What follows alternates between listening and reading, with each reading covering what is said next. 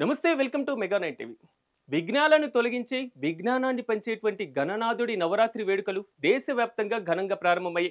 తెలంగాణ రాష్ట్ర ముఖ్యమంత్రి రేవంత్ రెడ్డి నివాసంలోనూ వినాయక చవితి వేడుకలను ఘనంగా నిర్వహిస్తున్నారు.